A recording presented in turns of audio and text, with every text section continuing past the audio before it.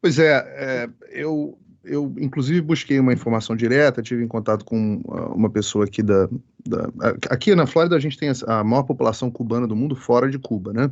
Então aqui justamente no sul da Flórida de onde eu estou. E eu procurei o contato direto para pegar uma fonte primária, para pegar alguém que estivesse em Cuba para me dizer como é que está a situação. E aí a informação que eu recebi do chefe, por um acaso da igreja, que é uma espécie de igreja filial, não é uma filial, mas é uma igreja associada à minha igreja aqui na Flórida, ele me deu a seguinte informação, ele falou que o povo está sob bastante pressão, que não existem suprimentos médicos, nenhum tipo de remédio ou comida. As leis de toque de recolher na maioria do país já estão começando ao meio-dia ou às 2 da tarde. Você não pode cruzar de uma cidade para outra e não pode entrar ou sair de Havana. As pessoas estão passando o dia todo em filas grandes para pegar alguma porção, pequenas porções de comidas. Falou que ontem, no sábado, no domingo, perdão, a população, no dia 11, né, a população de Cuba foi em várias cidades, não foi só em Havana, foi em Havana, Artemisa, Mayabeque, Camagüey, Santiago, várias províncias, e os protestos muito, muito, muito grandes. Não está funcionando nem rede social, nem internet, boa parte do país totalmente sem energia elétrica, inclusive cortaram a energia elétrica das pessoas para impedir que as coisas funcionem.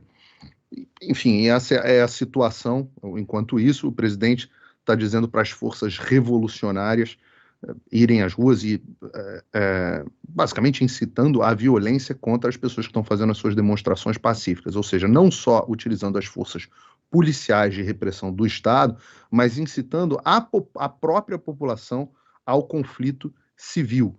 E o que eu acho curioso, um capítulo que eu acho curioso nessa história toda, é que o Twitter, o Facebook, etc., não estão cortando as redes sociais do presidente, a rede social do governo cubano, mesmo havendo incitação explícita do governo à violência.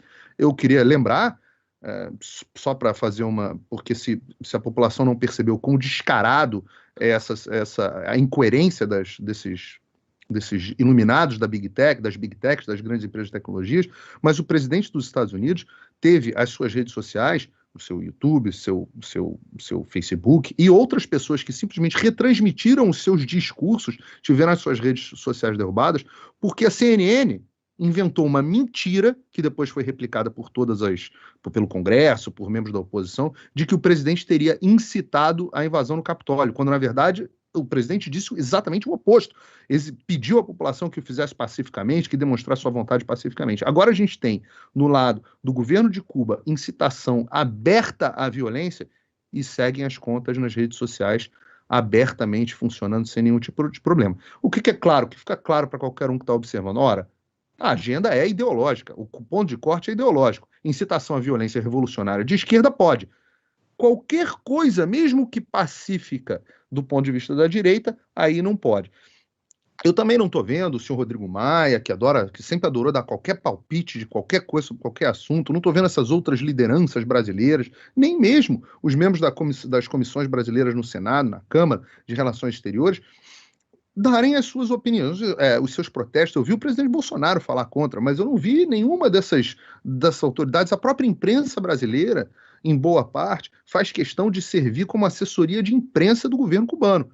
Então, só para ficar claro para o espectador, a linha de corte é sempre uma linha de corte ideológica. No final das contas, a esquerda quer saber da sua revolução, quer saber se tudo é permitido. Ninguém está preocupado com o povo, ninguém está preocupado com democracia, ninguém está preocupado com liberdade de expressão. Está preocupado com a agenda de esquerda. E Cuba, a gente sempre sabe, a gente viveu, a gente cresceu ouvindo sempre que Cuba era uma maravilha. Cuba era um país espetacular, onde, segundo o próprio Felipe Neto, você não tinha analfabeto, a medicina cubana era uma maravilha. Aliás, Cuba teria, né? Cadê a tal da vacina da Covid de Cuba? Cuba é um espetáculo, Cuba é uma maravilha, segundo a imprensa brasileira. Agora a gente está tendo um choque de realidade que quem está aqui no sul da Flórida sabe.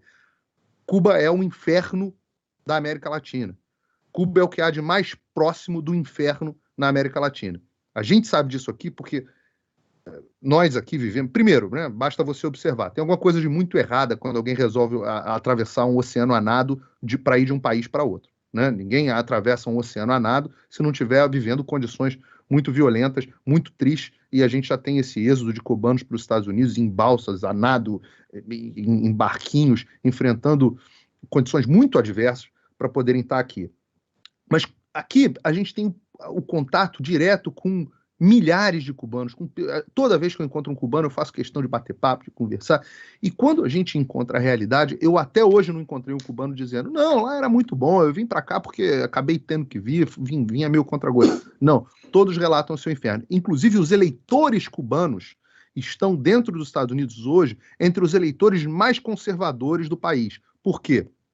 Essa geração de filhos de cubanos, netos de cubanos, ou pessoas que vieram para Cuba e obtiveram a sua cidadania. Porque essas pessoas viveram na pele o que é a realidade cubana. Que não é essa realidade que a imprensa brasileira, que os intelectuais brasileiros, que vários políticos brasileiros, inclusive políticos que estão disputando agora as próximas eleições presidenciais, né? A princípio, estou me falando aqui especificamente do Lula, mas também do Haddad, pessoas que diziam que Cuba era uma maravilha, que deram uma série de benefícios para Cuba. Agora, um rápido parêntese nesse sentido. O governo de Cuba só não caiu, só não acabou, graças ao PT. Sim, porque foi o programa Mais Médicos e os investimentos cubanos, através do BNDES, os investimentos brasileiros em Cuba, através do BNDES e de outras fontes indiretas, que permitiram que esse regime sanguinário, ditatorial, permanecesse no poder. Então, nas próximas eleições, nós temos que ter também a responsabilidade de pensar que, além de destruir o Brasil, esse grupo político destrói o restante da América Latina e financia essas atrocidades que a gente está tendo a oportunidade de ver um pouquinho nos últimos dias.